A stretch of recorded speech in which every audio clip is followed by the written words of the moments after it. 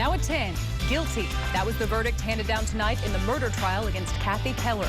Our Jacqueline Nye was there to bring you the latest. For the first time, Kim Davis talks about all of the national attention she's received in her fight against same-sex marriage. And unfortunately, last night's volleyball jackpot won't be added to the local economy, but 3 people did, in fact, get lucky in Kentucky. Details coming up. WBKO. From your hometown news leader, this is WBKO at 10, live in HD. Something happened during Thursday's GOP debate that really hasn't happened during this political cycle. The crowd turned on Donald Trump. Good evening and thank you for joining us. I'm Andrea Walker. Tonight, 10 GOP candidates participated in one of 2 debates in South Carolina, giving voters another chance to hear from the contenders before the Iowa caucuses. Mary Maloney has tonight's top story at 10. The gloves are off. You're worried most of all about keeping your homes and your families safe and secure. You cannot give Hillary Clinton a 3rd term of Barack Obama's leadership. We need to unite behind the winner so that we can defeat Hillary Clinton, because she is a disaster. She wouldn't just be a disaster. Hillary Clinton is disqualified from being Commander-in-Chief of the United States. The top 7 candidates in the Republican race stood shoulder to shoulder, hoping to convince voters why they should be the pick for president. Our children and grandchildren are counting on us to get it done. But a good portion of the debate pitted the number 1 and the number 2 candidates in the polls, Donald Trump and Ted Cruz, not about electability, but on eligibility to be president. Back in September, my friend Donald said that he had had his lawyers look at this from every which way, and there was no issue there. There was nothing to this birther issue. Now, since September, the Constitution hasn't changed. But the poll numbers have. If for some reason he beats the rest of the field, if for some, see, they don't like that. They don't like that. No, they don't like that he beats the rest of the field because they want me. But why now? Why are you raising this issue now? Because now he's doing a little bit better. These candidates know time is ticking for voters to make up their minds. If we manage to damage ourselves and we lose the next election, this nation is over as we know it. I'm Mary Maloney reporting. Now, despite the booing tonight, a new national poll from NBC News and the Wall Street Journal shows Donald Trump with 33% of support from likely voters in the Republican primary. Trump had a 13-point lead over Senator Ted Cruz at 20%. That's much higher than the 5-point lead Trump had over Cruz in the organization's previous poll. Behind Trump and Cruz, the survey showed Senator Marco Rubio trailing with 13% and Dr. Ben Carson with 12%. In a controversial move, Kentucky Senator Rand Paul decided to boycott tonight's undercard GOP presidential debate. Paul says he met the required criteria for the debate and blames Fox and the Republican National Committee for not including him on the main stage. The Bowling Green Republican says the media is trying to decide the election and that he should have had a voice on that stage. People have to realize that what the media is doing here is pre-deciding an election or trying to pre-decide an election. I have an important voice. What do you think the liberty movement, the liberty voters in the Republican Party are thinking now? And today on our poll question, we asked, do you agree with Rand Paul's decision to not participate in the undercard debate? 55% of you say you do, while the rest of you do not. A jury reaches a decision in the case against Kathy Keller, the woman accused of a drunk driving accident that claimed the life of an 18-year-old boy. Our Jacqueline Nye joins us now in studio with their verdict. Jacqueline? Guilty was the decision the jury came today in the trial of Kathy Keller. 18-year-old Alex Harkins was turning left from Shive Lane onto Scottsville Road the night of June 24, 2014. Kathy Keller's SUV came across Scottsville Road and collided with Harkins's motorcycle.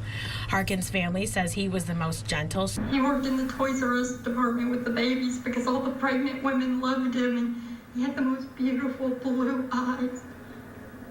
You're not supposed to have favorites with your kids. And Keller's trial was this week, and after deliberating for over an hour, the jury found Keller guilty. We, the jury, found the defendant Kathy Keller guilty of second-degree manslaughter under instruction number 3 and signed by the foreperson, Ms. Reynolds. Is that the unanimous verdict of the jury? And everybody can confirm that? Keller was also found guilty in 2 counts of first-degree wanton endangerment and guilty of a DUI. Keller had 2 of her 3 children in the car at the time of the crash. I don't know what it feels like to lose a son, but I have deeply sorry. It is something I will have to live with for the rest of my life. Just a few moments ago, Commonwealth Attorney Chris Coron confirmed that Keller has been sentenced to 12 years in prison. Andrea? Thank you, Jacqueline. New tonight, a bill that would strengthen laws against repeat drunk drivers moves forward in Frankfort. Named after Breonna Keller, a Hardin County teen killed in a DUI crash, it would double the amount of time for a prior DUI offense to 10 years. Under current law, drunk drivers face enhanced penalties for second and third DUI convictions within 5 years. Today, it moved to the Senate floor. The bill contains an emergency clause, so it would go into effect with the governor's signature, eliminating a waiting period.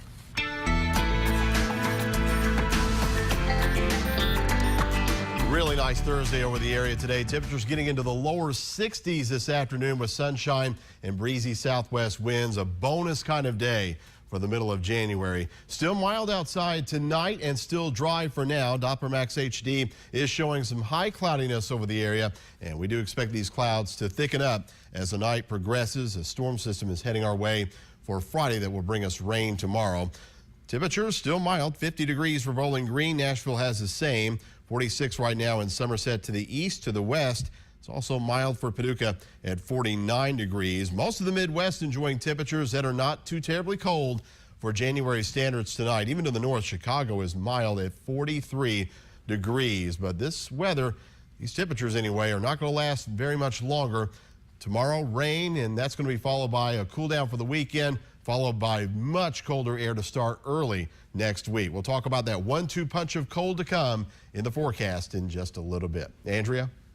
For the first time today, Rowan County Clerk Kim Davis sat down with local media to talk about her experiences over the last few months. Speaking with our sister station, WKYT in Lexington, Davis opened up about becoming a national figure in the debate over same-sex marriage. Victor Puente has more.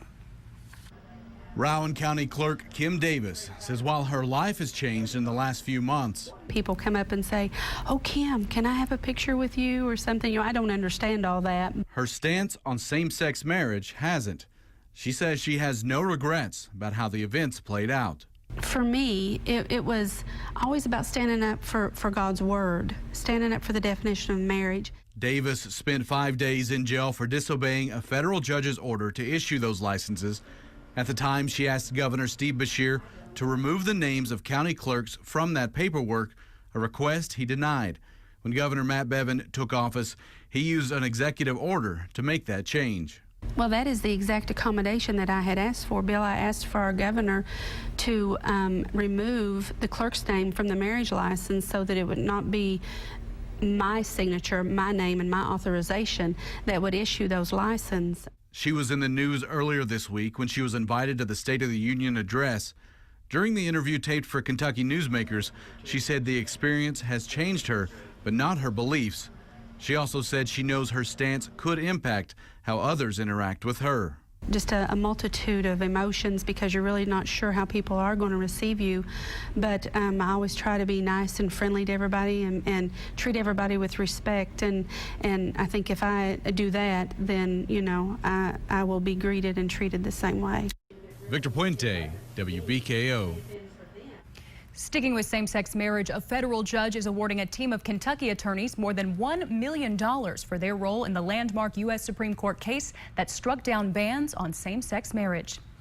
In 2014, a judge ruled the state's ban on gay marriage unconstitutional. Former Governor Steve Beshear hired outside attorneys to continue defending the ban.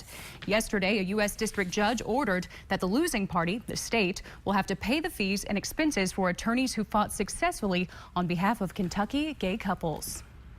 3 people got lucky in Kentucky, matching 5 numbers to win a $1 million prize. One of those 3 winners headed straight to the Kentucky Lottery headquarters today. Connie Leonard has her story. After making it to Kentucky Lottery headquarters, the Commonwealth's newest millionaire is feeling nervous. Linda Wendy says she is also still in shock. And who wouldn't be? At 2:30 Thursday morning, she realized she was the owner of $1 million on one little piece of paper. Actually had just got home from work and checked the numbers online and had no idea that it was that big of a prize. She couldn't sleep. I spent most of the night waking up everybody else in the house. Wendy bought the ticket at a Kentucky truck stop, the Cincinnati South Travel Center on Richmond Road in Walton. Definitely helps us in our get our name out here that we sold the $1 million ticket. We're going to celebrate. The winning ticket was one of 3 Wendy bought. She plays a couple times a week. The big check is going to someone who needs it. The native New Yorker and mother of 3 with children ages 10, 12, and 17 is staying temporarily with family in Ohio. And she took a job at eBay Enterprise in Walton, Kentucky. Well, I was down here visiting because I was having a hard time in New York, so a lot of financial trouble. Wendy has no plans to quit working. Her winning numbers were 4, 8, 19, 27, and 34, but her Powerball was 26 instead of the winning Powerball of 10. She has no problem with just missing out on the $1.6 billion record jackpot. In fact, she's downright giddy about it. Because I was shocked to get what I got. Before making any purchases or paying bills, the former nurse who got the gift of her life spotted a way to give back right away here in Louisville. I'm going out to the Bloodmobile. Oh. The Gift of Life Bloodmobile was parked right outside lottery headquarters. The other 2 Kentucky cities where the $1 million Powerball tickets were purchased are Hazard and Paducah. 5 $50,000 tickets were also sold in the Commonwealth, matching numbers on 4 of 5 white balls.